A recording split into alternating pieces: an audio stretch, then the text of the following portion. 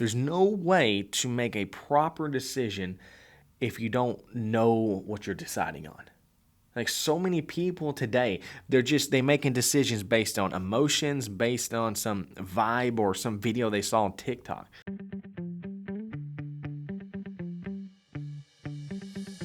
Hey there, welcome back to the Firm My Life podcast. I'm pumped about today's episode because this is a topic that I really like because it just applies to all of us. Right? It applies to everybody at some point in our life. The other day I got a question from a young man, and his question was this. He said, Nathan, how do I know that the decision I'm about to make is God's will? Like how can I be sure that what I'm going to do, what I'm wanting to do here is the right thing? It's just a tough question because, there's some big decisions in life. Choosing a career, choosing who you're going to marry, choosing to, if you're going to move or buy this car or, if you're supposed to eat lunch at Chick-fil-A or Chipotle. It's like big decisions, big questions. And so we've got to be able to really discern between right and wrong and move forward with confidence. So how do we do that? Right, so here's the good news. I'm going to share with you three simple, practical steps to apply to any decision, right? So that you can be confident and move forward. So here it is. The first step is you've got to get all the facts. Like, there's no way to make a proper decision if you don't know what you're deciding on. Like so many people today, they making decisions based on emotions, based on some vibe or some video they saw on TikTok, right? Like you can't make a decision in that way. You've got to know what you're doing here. You've got to get clear. So here's what I recommend, all right? So spend time in prayer. Prayer is talking to God, right? So begin to talk to God about these things. Get alone, get by yourself, and do some real deep thinking, some deep soul searching. Just talk to God about what's going on. And a lot of times what I like to do is I like to take a pen and paper with me, right? And I just begin to make out a list. I've got option A, B, and C, and I'm writing out the pros and the cons, the risks, the rewards, the ins and the outs. A lot of times I've got to go do some research. Google's free. Use it, right? Like get the answers out. Get clear. Make some phone calls. Go ask questions. Go talk to people. Go whatever you got to do to just really get clear on what you're doing. Like if this is a relationship, I got to get to know the person. What's the red flags? You begin to do these things and you begin to seek out. So another thing with that is give yourself time. Especially if you're somebody who's prone to make quick decisions. That's always been me. You've got to make sure you give yourself some time. And so here's kind of the guidelines I've set for myself. Like I try to make sure if it's any kind of significant or, I don't mean like huge, but just a decision that's going to impact my life in some way, then I try to make sure that I wait at least one day. Like I sleep on it, right? Because a lot of times I felt like I've had some brilliant ideas and then the next morning I realized it was a ridiculous idea. Saved myself a lot of heartache by just waiting one day. But the bigger the decision, the more time you should take.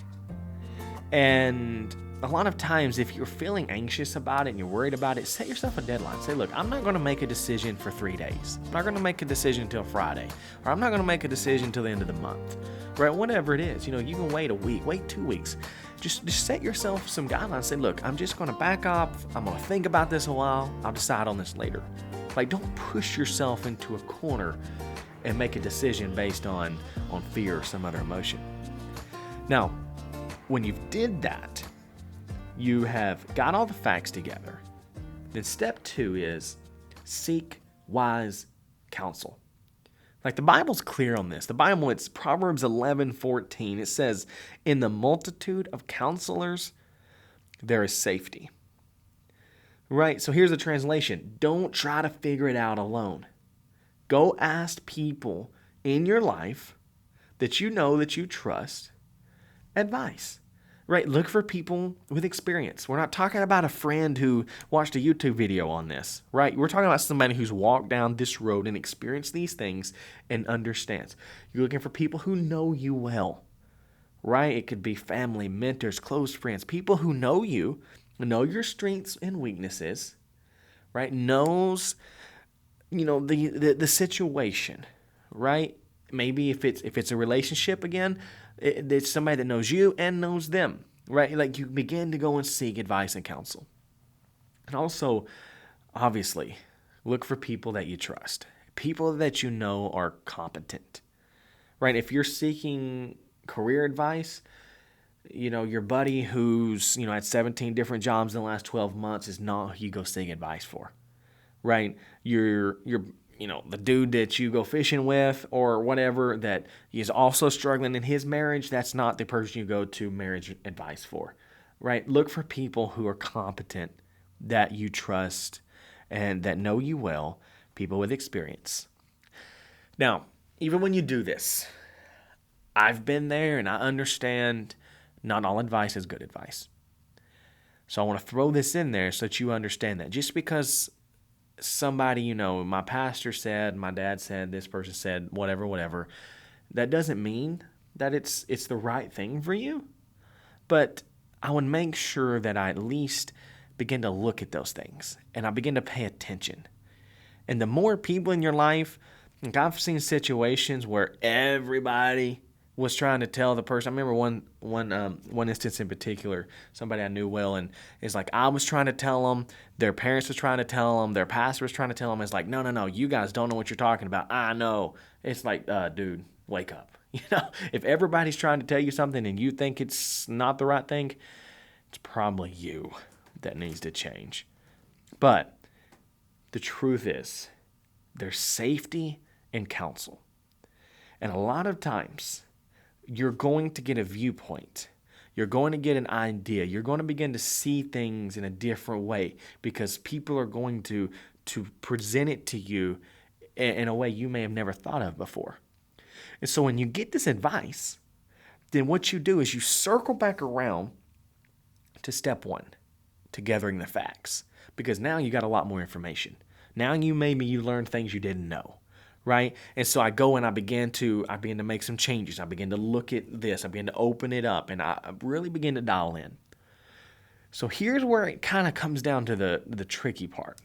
Because when I get to this place and I've gathered the facts, I've sought good advice, and a lot of times you're still stuck between two options, right? It's like, how do I know for sure if I should marry this person? Right? How do I know for sure if this is the job I should take? How do I know for sure if this is God's will for me? So how do I make that decision? Here's what you do. You follow peace. I know that sounds complicated, so let me explain it to you. When you've done everything you can do, and you've really done your due diligence, but there's just something that feels off.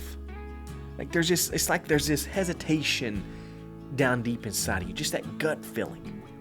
You're like, man, I just don't know. It just don't quite feel right. I'm just unsure.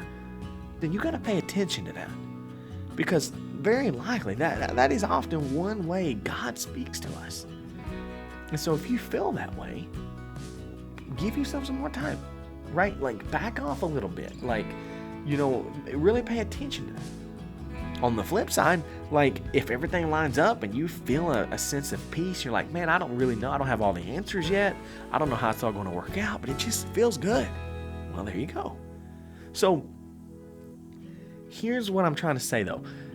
Peace doesn't mean no fear, right? There's a big difference between being nervous, feeling nervous about a big decision, and feeling a deep sense of uneasiness. And so this is where like your relationship with God, your faith has got to tie in. Like the Bible tells us in Psalms that the steps of a good man are ordered by the Lord. So when you come to this place and you've done your part, like you've prayed, you've gathered wisdom, you've sought truth, you've really put your best into it, then you just have to step forward and just trust God and just have faith that He's going to guide your step, that He's going to walk you through, and you just got to go for it. Like you just have to, you can't be paralyzed by fear. Like when you've done your part, put your hand in God's hand and walk forward. And if you're listening to me here and you're like, well, Nathan, I don't have that relationship with God. I don't know how to hear God. I don't know how to follow peace in that way. Well, here's the truth. If that's the case, then you don't need to be making these kind of big life-changing decisions. Like the very first thing you need to do is you need to embark upon a journey to really get to know God. And God will begin to teach you how to make these decisions as you go along. You'll learn how to discern between that feeling of unsure, that uneasy feeling, and fear, right? And anxiety. Like you'll be able to follow Him in a better way. So build your relationship with God first. Then go try to make these big life-changing decisions. Right? So here they are. Get all the facts together. Seek wise counsel. Follow peace. All right, thanks for watching. Like, comment, subscribe, and listen, if you've got a question you want to get on the show, go to nathanlittletonfirm.com/podcast. I'd love to hear from you. All right, I'll catch you in the next one.